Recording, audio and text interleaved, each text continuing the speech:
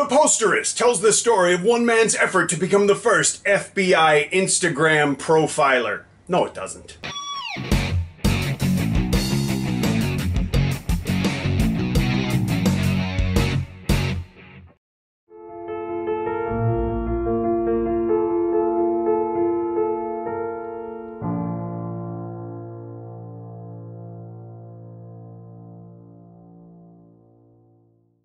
Hi, welcome to the Silver Spleen. My name is Ted Wan, and this is my review of The Posterist. Yuen Tai-young is one of Hong Kong cinema's real heroes. His posters defined an entire generation of films. He got his big break working for the Hui brothers, and Michael Hui's son, CY, directed this documentary. For fans of local cinema, this documentary functions as both a peek behind the curtain and a trip down memory lane. We get to learn about the life, the work, and the personality of Yuen Tai-young, and we even get to see how he works. We get to hear about his career before, during, and after his time in the local film industry. We get to meet people who admire his work, as well as people who collect it. Hong Kong has never been very good about documenting or even preserving films. That's just one reason movies like this are not just welcome, but important. The Posterist is, as I said before, obviously a labor of love, but for 99% of the people that are going to watch it, it's not an issue because most likely they already love the subject anyway, right?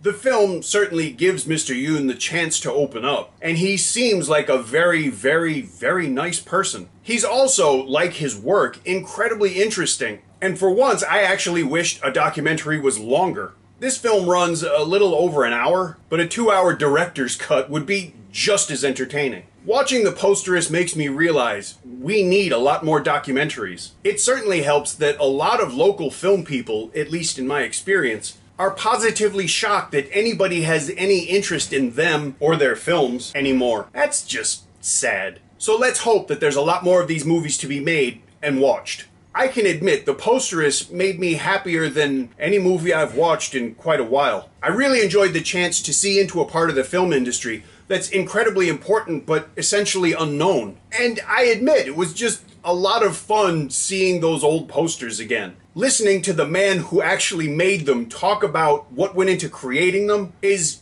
quite honestly, priceless. I don't think that The Posterist was intended as a feel-good movie, but it certainly works that way for me. It's partly nostalgia, but it's also the scenes in the documentary where Mr. Yuen gets to meet and interact with people who really appreciate him and value his work. I enjoyed this movie more than I expected, and quite honestly, I expected to enjoy it a lot.